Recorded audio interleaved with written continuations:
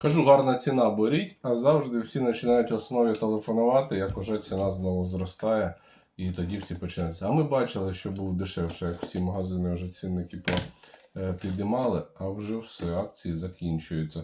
От зараз акція на Realme 15T, вони будуть без акції, десь біля 14 коштувати, а зараз по акції можна 12500 придбати. А телефон в своєму бюджеті дійсно гарний. Тут і підсилений акумулятор, і, до речі, це оновлена версія Realme 15T, акумулятор аж 7000, швидка зарядка 60 Вт, також краще стало. В чудовому дизайні, в айфонічому стилі, з об'ємним звуком і супер яскравим OLED-екраном.